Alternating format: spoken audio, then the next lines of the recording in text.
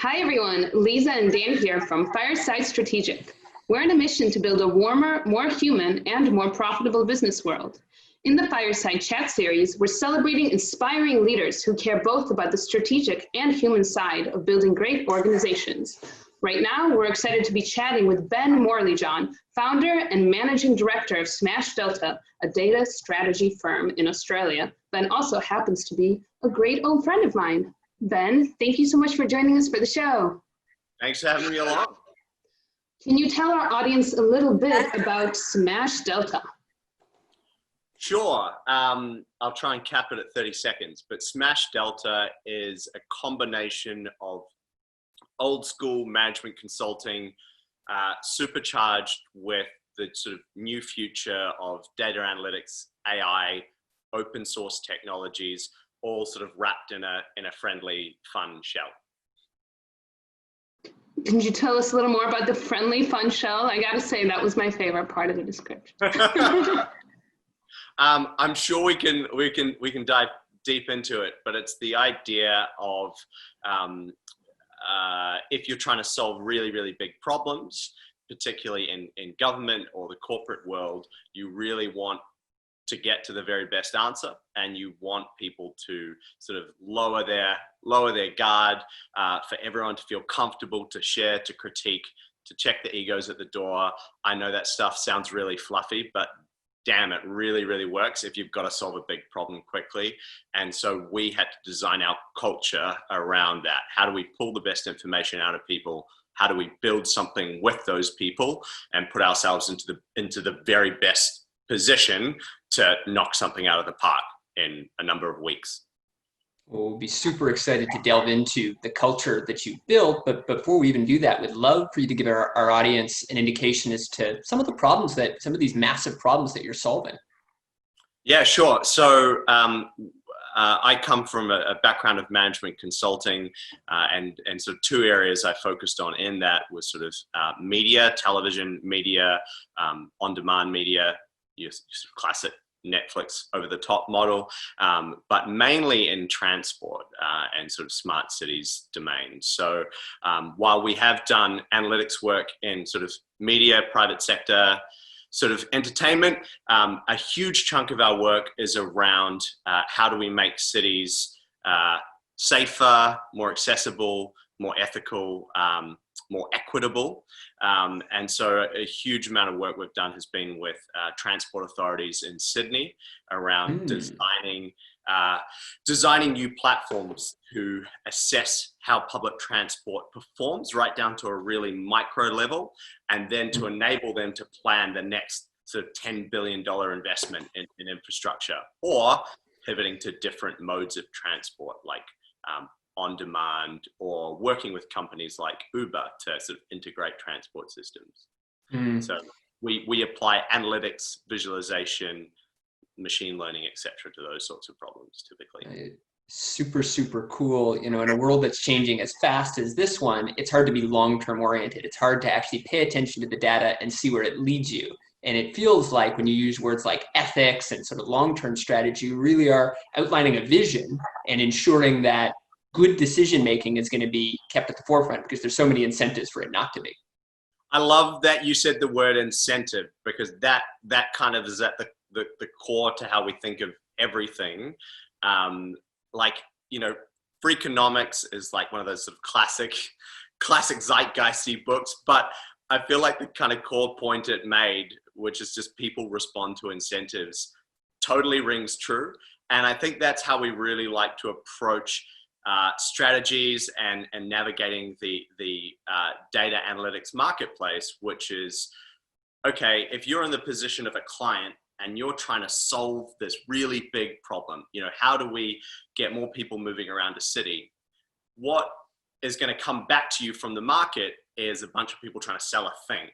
And because they're incentivized to sell a thing. There might be a tech company, they might be a big beastie infrastructure operator, but the problem is the incentives are often misaligned with actually building a solution that is right for everyone. And so we've sort of intentionally tried to put ourselves in this position, and I can talk more about that later, where we are incentivized do the most ethical thing. And it's been a complicated journey to get there, but it comes back to incentives.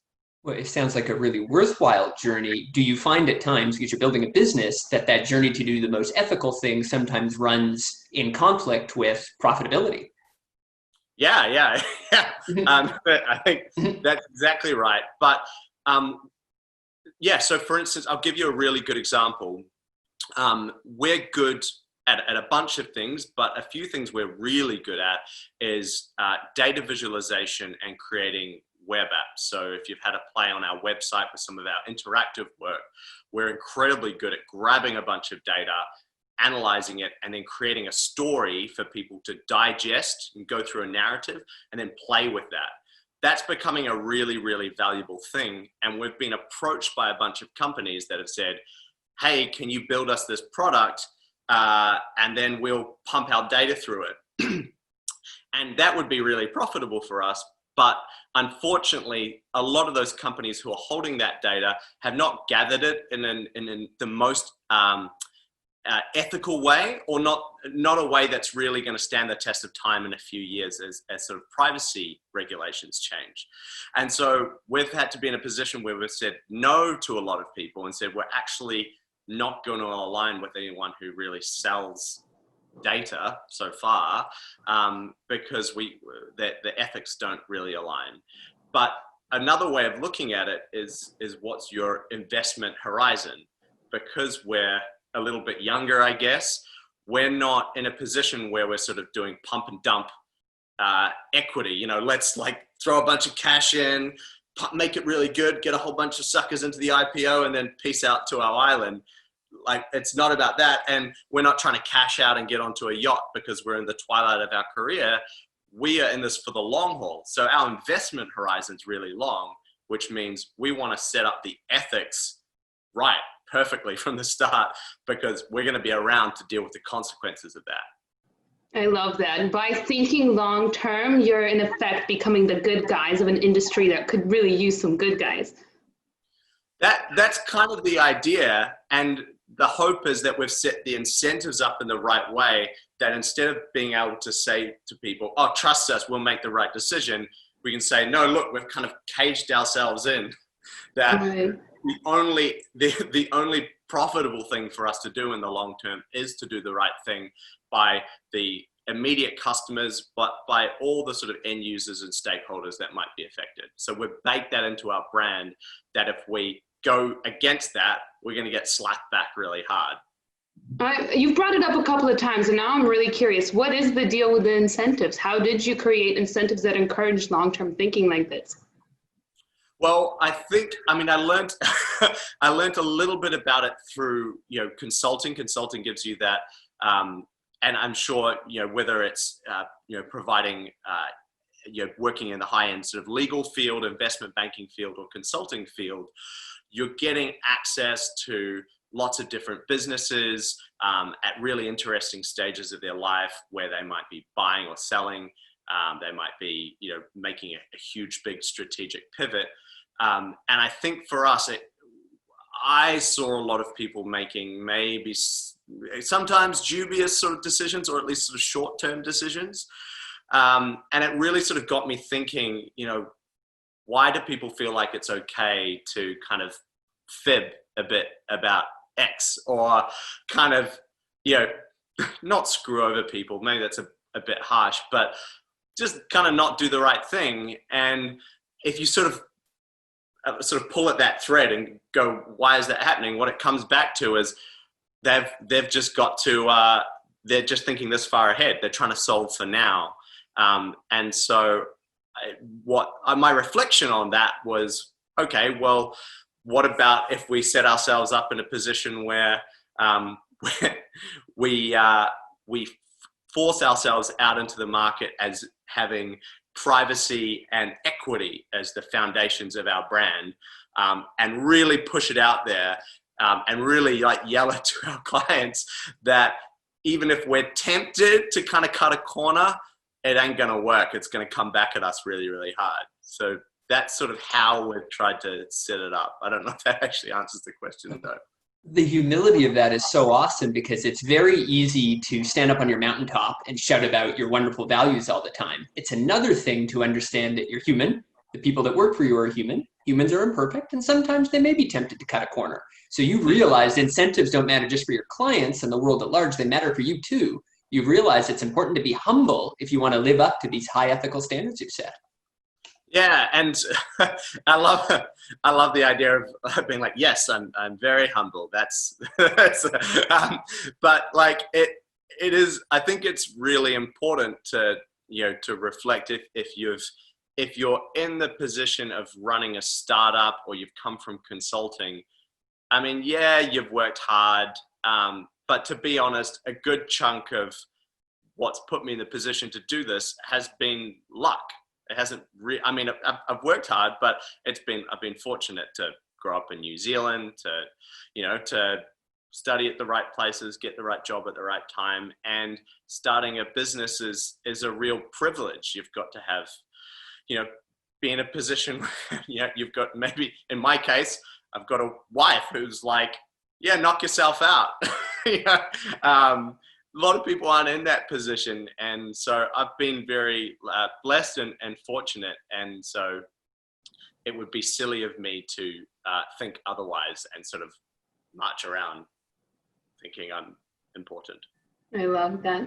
Curious, I already know you, but our audience doesn't know you as well. Would love if you could tell them a little bit more about a little more detail about your journey and what brought you to Smash Delta. Why did you start this company? Yeah. Well, I was born in New Zealand. No, I'll move it. I'll go further than that. So Kiwi, got a cool consulting job in Australia. Spent a bit of time in Chicago with LEK for a year. Loved that. And then when I was over in the US, I always liked a little bit of tech, but I spent time with a company called, I had a friend with a company in Silicon Valley, Palo Alto, called Palantir, which is doing really well. All sorts of interesting stuff with data and the government and CIA. I'm not sure. I'm across all of it now, but I think the big learning from that was that data is becoming more accessible. It's getting cheaper to store it and to analyze it, and you can spot patterns and better understand what's happening in the world right now and predict what's going to happen in the future. And that is a huge challenger to a whole culture of people, i.e. management consultants, that have spent the last 100 years going, you can trust me, I know everyone in this market, I know which ways the wind's blowing, let me draw a 4x4, 2x2, whatever, and tell you that your business is a cow or a dog or whatever, and it's just a huge challenge to that business model, because now it's going to be driven by truth, because you can just observe what's happening. And so I took that back to my next boss, who's the head of Asia Pacific at LEK, and I just sort of sent him an email and said, hey, here's what I'm seeing is going on. This is in 2014 or 15. Here's what I see is going on in the market. Here's some examples of companies that are sort of coming to eat our lunch. Do you think we're moving fast enough to capitalize on this trend? And sort of just left it hanging. Didn't hear anything for like a couple of months. And then he got back to me and said, I read your email. It's very interesting. I said, oh, that's great. By the way, I'm quitting consulting. I'm off to London. And he said, before you do, why don't you have a go at leading a data team, or starting up a sort of data team inside LEK. And so that's what I had a go of doing. We sort of did three things. Increased capability. So how do we teach old school consultants to use new skills like, Tableau, Power BI, hiring data scientists to do really exciting things with data. Secondly, which was probably the weirdest part of the gig, was meeting and spending time with and prototyping with all these weird and wonderful characters out in the Australian data marketplace, which was everything from one of the major banks here. We had a PhD who worked inside one of the major banks on credit card data, worked with two of the major telcos to see what we could observe about people moving around, particularly for public transport, but right into like little startups, HoloLens, the Microsoft HoloLens and holographics. It was kind of the smorgasbord of all these weird and wonderful things that were going on. And my big sort of conclusion from that was, at least in Australia, a lot of people are kind of full of crap when it comes to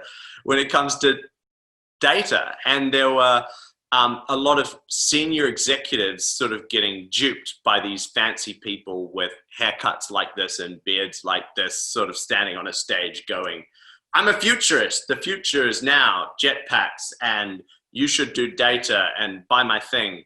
And that kind of rolled in Australia for a few years, but it just kind of hasn't worked. It's because the problem hasn't been connecting with any substance. It's sort of been fluff, fluff, fluff, fluff, fluff, little data science project. CEO stands on stage at the AGM and says, "Look what we're doing with data." Cool visualization, but nothing actually changes in the business. It doesn't get more profitable. It doesn't, get its hands around new ways of working or better technology. I'm realizing I'm going on for way too long, so I'm going to round it up. But I think that was the big trigger for me to say, actually, data is like all the excitement of the space race and potential of the space race sort of wrapped in this annoying .com bubble. And so we just got to scrape through that layer of rubbish to get to the potential that is genuinely there. And so that's what we set out to do with Smash Delta. Do you want me to go into what Smash Delta does? I feel like I'm on a massive monologue. I got to pull this back. No. You know what? We'd love to hear about Smash Delta. You go right ahead. Okay. So in terms of what we do there, it's a mixture of consulting with this, as I said, so this new school data science world, which is data engineering. That means pulling data from everywhere, both out in the world, inside different companies' databases, and packaging it up, which sounds boring, but is super important if you want to do it right. Secondly, data science. So we have a doctorate of mathematics who builds algorithms and can help us understand patterns of what's going on. And then design is a really big one. So how do we set our projects up in a human-centered design way, or using services design? But then also, it's all well and good to like unleash the world's coolest data science capability and then hand over the output and it's a line going like that. And people are like, And so what we needed, why we employed design, is we had to bring people on that journey, educate them and excite them with all the bits that were going on underneath the hood, and then showcase the kind of exciting results. Often on a map, often you're sort of flying on a map or seeing bits of data sort of come together and coalesce around certain sort of strategic points. And so that's sort of how we work. We're a small elite team. And then data privacy is another big one. We work with a data privacy lawyer out of the US who helps us make sure everything we're doing is super, super ethical. And so we've worked, in the past couple of years we've worked in professional sport. We've worked for the government, several government departments in smart cities projects. We've worked for media, and we're starting to do more work in sort of property and city design. And we've even worked in anti-trafficking in Southeast Asia as well. So using algorithms and data strategies for rescuing people from trafficking. So it's been a bit of a bizarre and fun journey, but we like to keep it fresh, as you can tell. I can imagine there's a lot of variety in solving problems across all those different kinds of sectors. And so curious with you, Ben, to dig into, you've given us, I think, a good sense of where the business is now. What's next for it? What kind of goals are exciting you at the moment? Is it purely growing the business in general, or are there some specific sectors that are and types of problems that are exciting you the most? Like when you think about your next goals, what comes to mind is most important for you? I think for us, it's really about doubling down in the areas that we're really good at.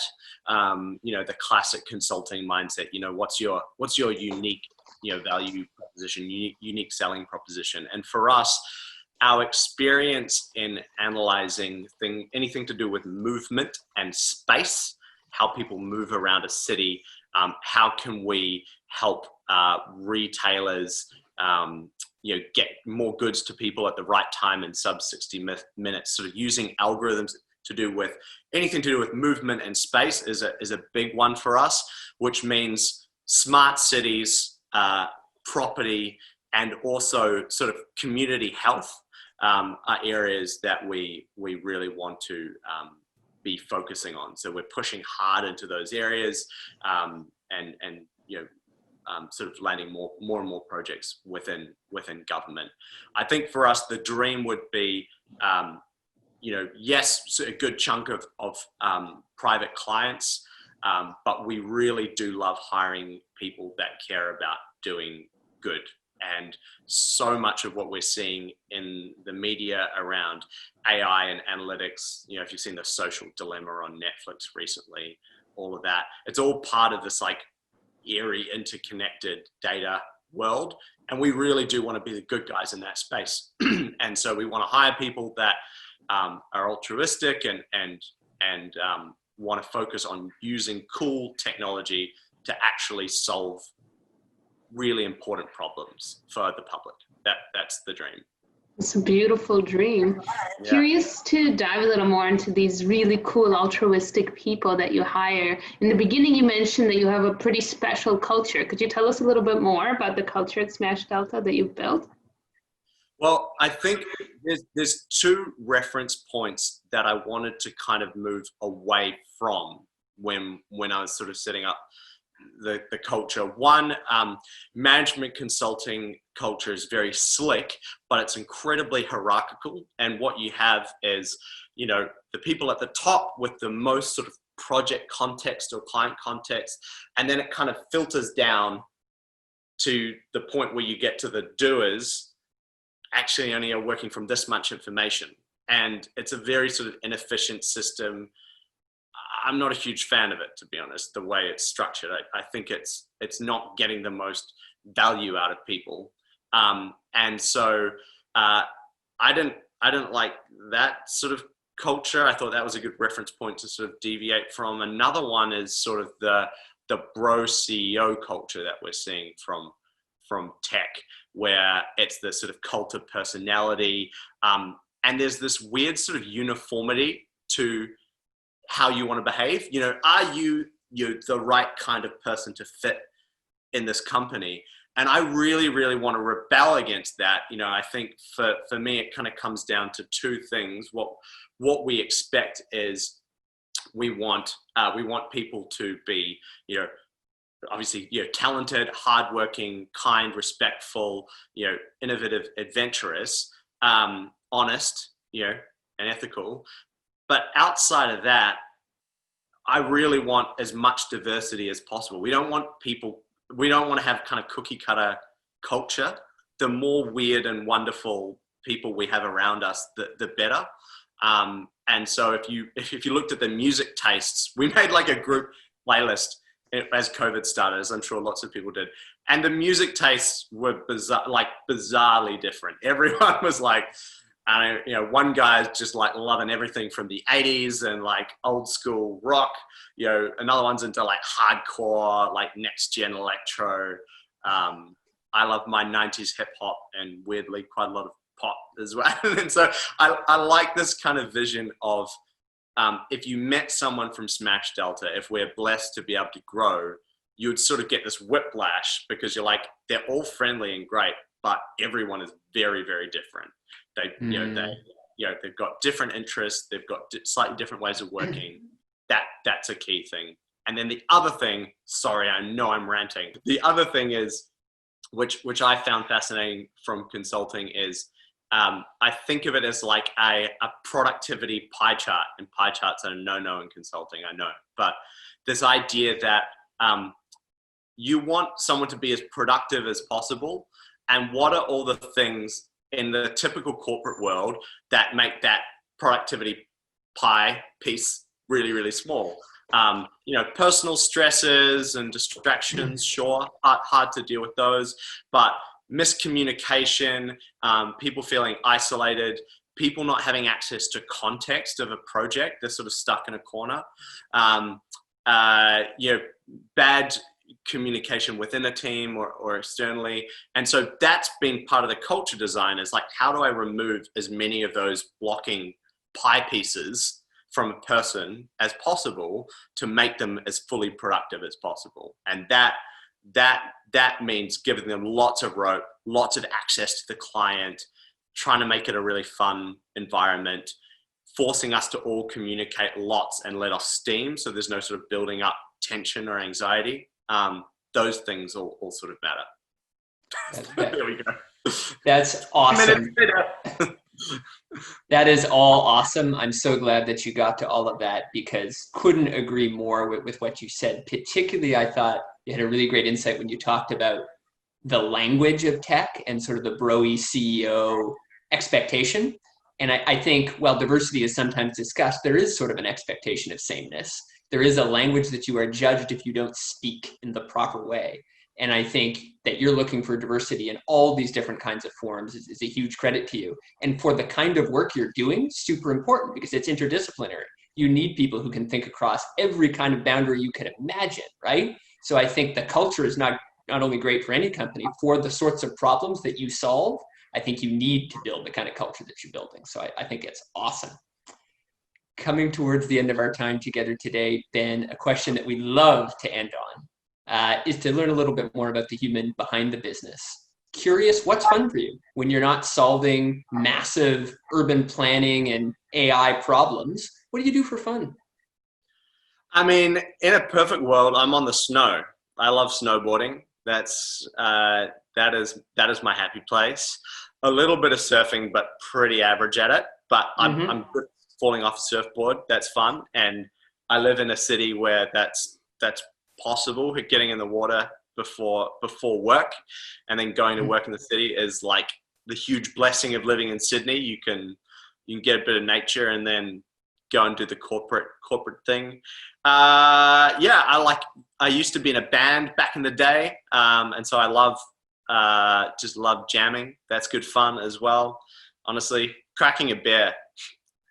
Sorry, I've got to say that as Australian. Cracking a beer. There you go. It's great. Fantastic. Well, Ben, listen, it has been such a pleasure having you here. I know that our audience of CEOs will learn a ton, because you're building a super cool company, doing super important work. Such a pleasure to learn from you and be with you today. My pleasure. Thanks for having me along.